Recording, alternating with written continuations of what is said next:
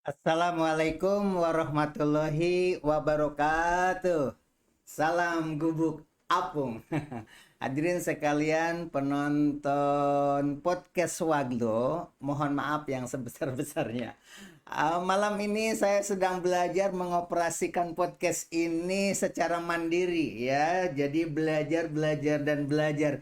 Jadi mohon maaf jika intronya itu tidak di awal, tetapi saya buka terlebih dahulu, baru kemudian sekarang kita coba untuk intro ya. Mudah-mudahan ini intronya juga benar. Namanya juga belajar ya. Hal-hal yang terkait dengan pemasaran, Pak Kepala nanti bisa kerjasama, kan bukan orang lain, tapi bangsa kita. Salah satu yang pertama harus disosialisasikan adalah perlunya peran serta semua pihak. Mereka mungkin tidak tahu bahwa ada negara lain yang mengklaim itu. Iya, betul. Akan tahu bahwa itu milik kita, maka tugas kita ada mensosialisasikan aja oleh DSF Menteri Forum apa? Indonesia. Hai, saya Fitri Dan saya Yeni. Nama saya Triastuti Rahayu. Gubuk Apung. Oke, setelah intro harusnya intro dulu baru dibuka. Ini dibuka dulu baru intro.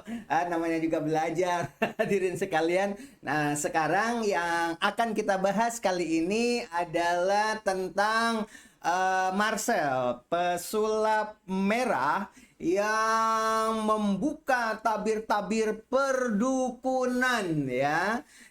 Tapi tabir perdukunan yang berkedok agama. Padahal orang yang namanya sedang sakit itu harusnya tidak apa istilahnya, tidak dikuras harta kekayaannya. Tetapi dalam keadaan orang sedang sibuk, pikiran kalut dan sebagainya, begitu mudah untuk menerima sugesti. Bahkan ilmu sulap bisa digunakan untuk itu.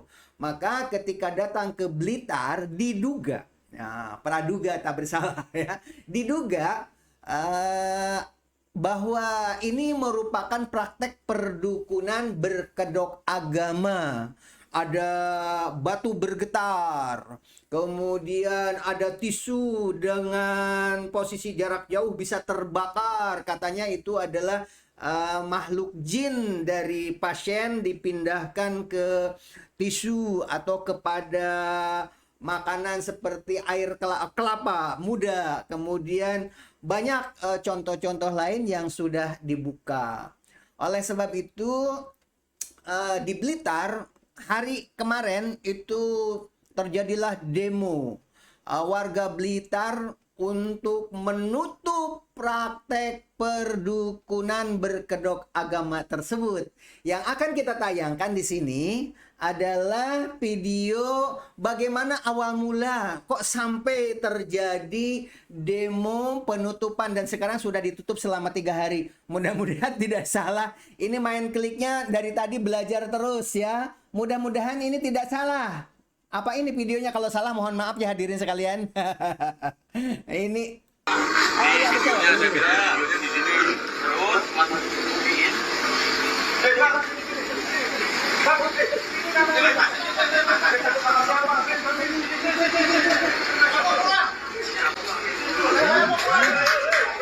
Yo pulang mau cepet takut ya.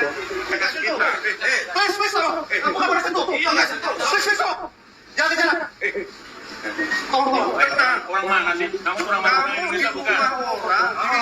Gitu.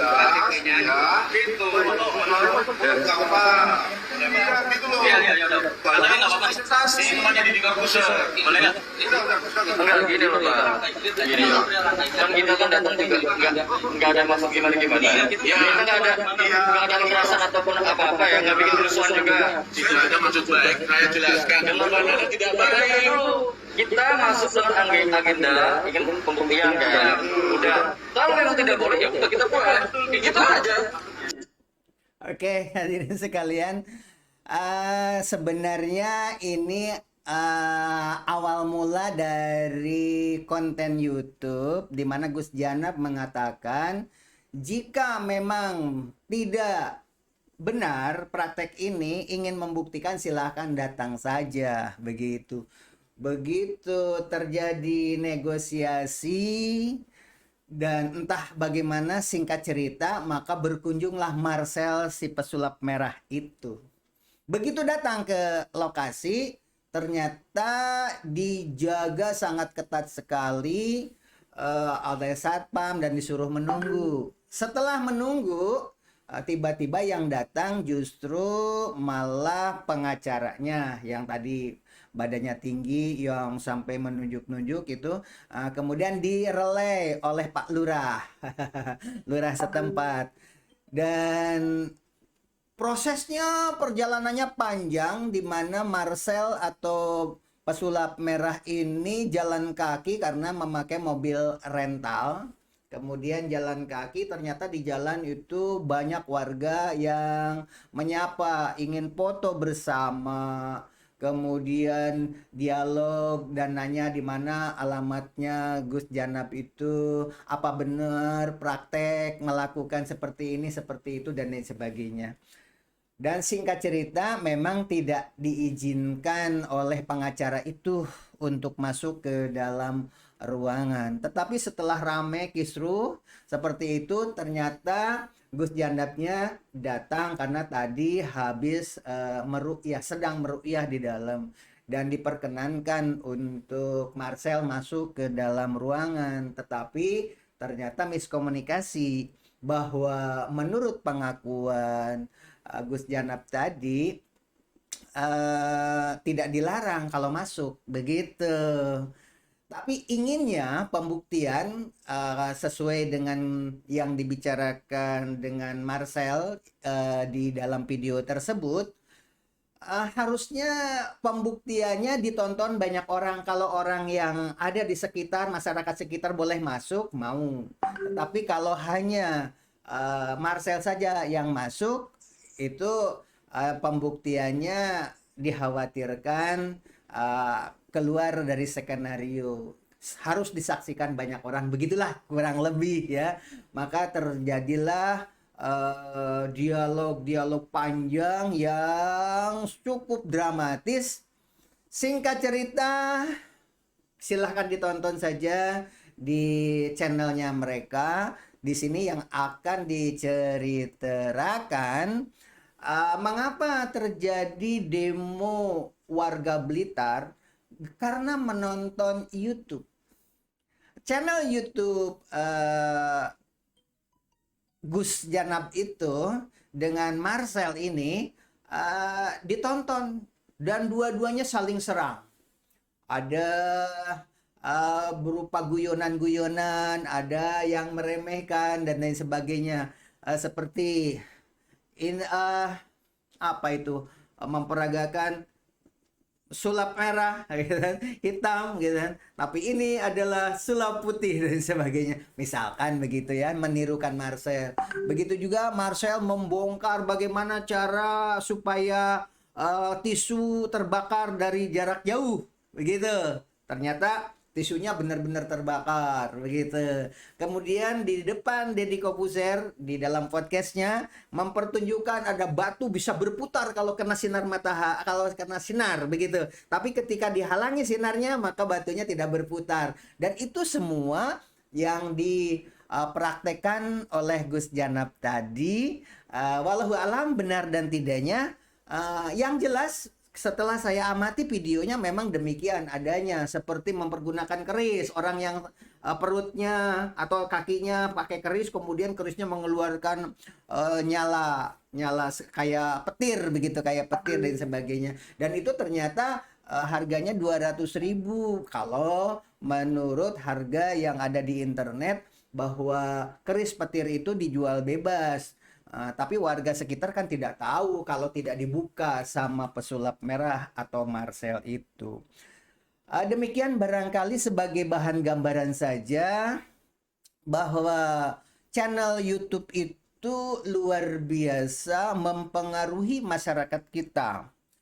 Saya pribadi juga pernah menonton ada adegan-adegan heroik ya, bisa memukul benda langsung hancur, kemudian sesuatu benda bisa pindah tempat dengan energi jarak jauh dan sebagainya. Ternyata setelah dibuka banyak trik di situ.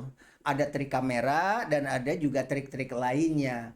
Ketika dibawa ke pengobatan tradisional, dihubung-hubungkan dengan religi, dan banyak yang sembuh juga, walaupun mungkin secara kebetulan menurut Deddy Corbuzier di dalam podcastnya 10 yang gagal, 1 yang sembuh misalkan karena pengobatannya, maka yang gagal itu akan terhapus, yang diekposnya adalah keberhasilan seperti itu.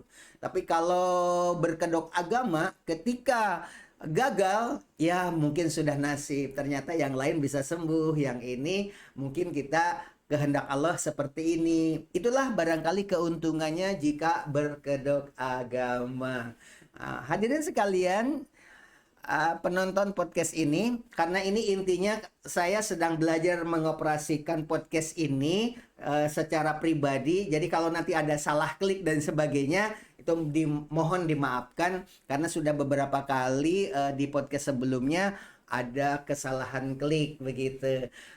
Inti dari pembicaraan ini bahwa YouTube sekarang ini, channel YouTube atau medsos lainnya itu sudah bisa dipergunakan sebagai media. Jika zaman Wali Songo dulu, dunia wayang itu bisa digunakan untuk berdakwah. Seperti ajian Kalimusodo. Dengan ajian Kalimusodo, maka wayang yang memiliki ajian Kalimusodo itu bisa mengalahkan lawan sehebat apapun.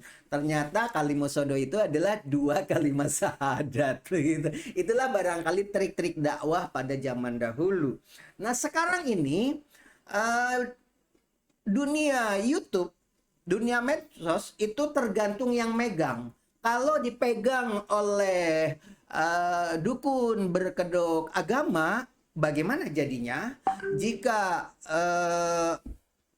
channel YouTube itu pemiliknya itu memiliki nilai untuk dakwah, begitu?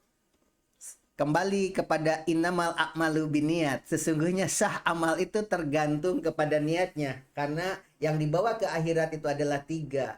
Ilmu yang bermanfaat, harta di jalan Allah, dan doa anak saleh.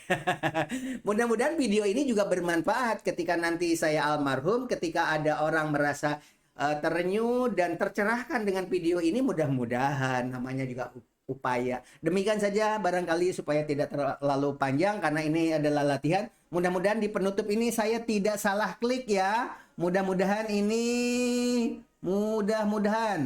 apakah ini salah klik?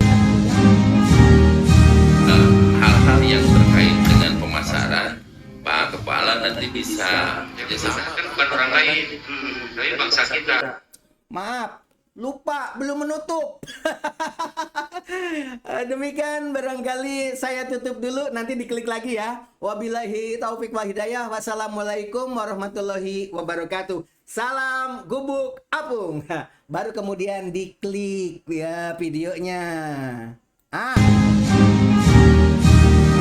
Hal-hal yang terkait dengan pemasaran, Pak Kepala nanti bisa kerjasama, kan bukan orang lain, tapi bangsa kita. Salah satu yang pertama harus disosialisasikan adalah perlunya peran serta semua pihak. Mereka mungkin tidak tahu bahwa ada negara lain yang mengklaim itu. Iya, betul. Agar tahu bahwa itu milik kita, maka tugas kita ada mensosialisasikan aja oleh DSF Menteri apa?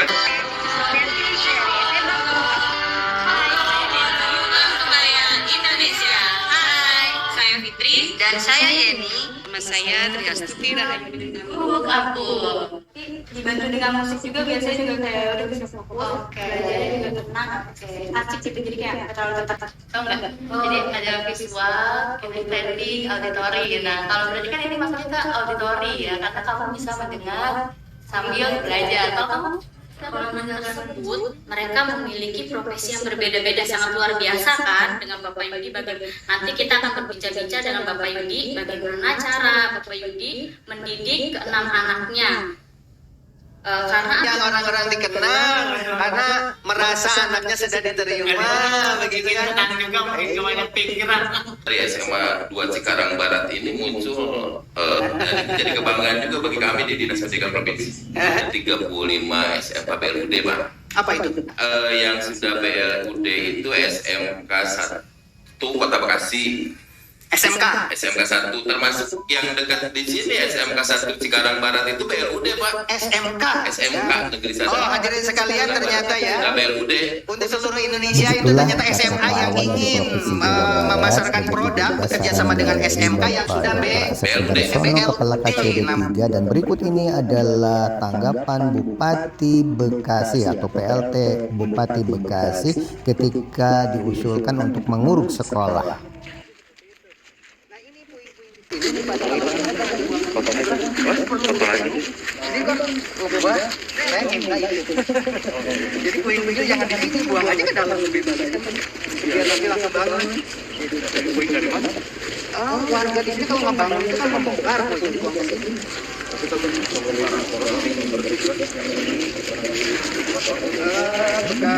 bangunan kita tentukan aja. Ini kan nyampur, Pak. Terutama kalau habis hujan kan, dan malam hari kalau lagi belajar kalau nggak hujan nggak. Assalamualaikum.